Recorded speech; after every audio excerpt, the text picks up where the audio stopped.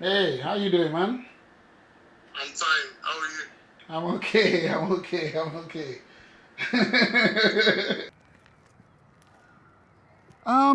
Thinking about what it was like before I came to this country. Oh, I mean, I my expectations were really high. I was excited. I was like, wow, I'm going to London. I'm going to the UK. In some regards, I didn't even know what to expect, I think. I wasn't sure exactly what it was going to be like. I'd seen it in the magazines, things on TV, and what it was like, and I really felt this is going to be like the best time of my life. All I saw was positive, positive, positive, good, good, good. And my hopes were very, very high. When I came, then in fact, I came towards the autumn of that particular year. I think it was maybe September time when I came. And in September, the weather's starting to change. It wasn't too bad. But by October, oh my, it was, it was already changing.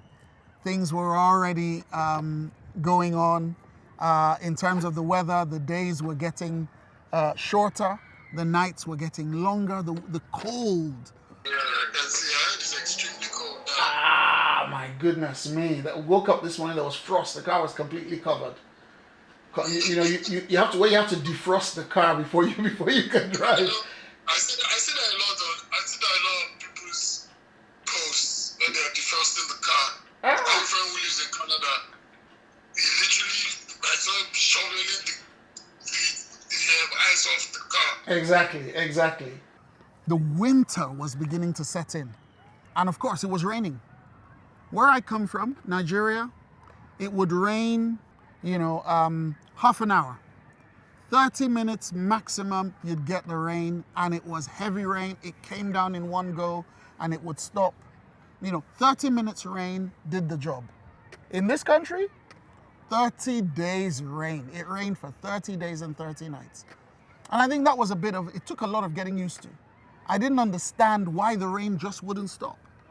I didn't understand how it could just be so wet, and everybody was used to it.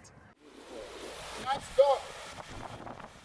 You know, by 4 o'clock it was dark. By 5 o'clock it was dark. I didn't understand these things. And I realized then I started to miss home. I started to miss a sense of where I came from, the comfort of home, the warmth of home. On top of that, I was virtually on my own. I didn't have any relatives here. I didn't have family here. I didn't have people I could run to, I could turn to. And so that was a challenge for me in those dark nights, in those cold nights, in those seasons. And I think as I started to miss home, as I wanted to be near home, when I think about what else was different and the changes that I saw, even something as simple as food, the food that I ate suddenly started to feel strange. Where I came from, I could eat, I could name Nigerian delicacies. Oh, goodness me. But, and particularly when I came to this country, I didn't know where to find this kind of food. There's nothing wrong with fish and chips, but I don't really like fish and chips. There's nothing wrong with, some of the stuff that we eat. I mean, scampi. Why? They didn't make me feel like me. Because part of what I knew, part of what I was used to, was the food. It gave me nourishment, not just physically. I enjoyed eating food. And then when I discovered, and then finding places where I could buy, bread like we have at home, the beans like we have at home. I could buy yam, I could buy plantain, chop it, slice it, fry it. It reminded me of home. I was happy again. I was good again. Through these times, through these things, I started to meet other people that were like me. I would meet other people from Nigeria, people who, you'd walk into a shop selling African foodstuffs, and you would, while you're checking the plantain, somebody else would come up, and the network started to grow, the relationships started to grow. And all of a sudden, I find myself meeting people who are going through what I'm going through. And then we started to support one another. I started to develop friendships beyond my local community, my colleagues at work, I met other Nigerians. I met, various people. And then I actually met people with the same faith as me.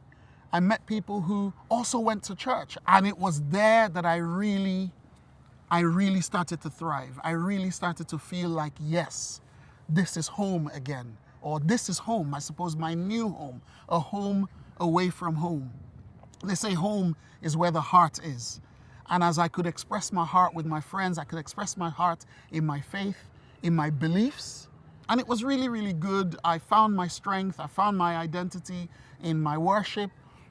We would meet for Bible study. We would meet for worship. And then I started to find out we knew the same people from back home. And it was really, really wonderful. And now I'm in a place, I'm in a space, I think I've come to a point. I feel like I belong here. I've connected with my neighborhood. I've connected with, the people in the local area. People know me. I've got friends. We know each other. We know each other's families. We know each other's children. It still rains in September, October. It's still dark. It's still cold in November. But I'm now at a place, where I feel like this is my home. And we connect with one another. We connect very, very well. And they're part of my network, part of my extended family, if you will call it that. And in some regards, this is home. I no longer feel like a foreigner in a foreign land. I feel like I am at home. Mrs. Bye.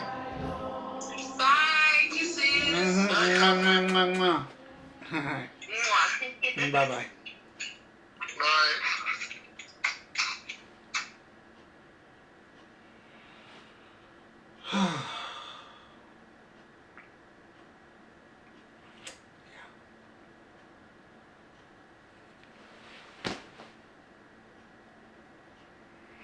Okay.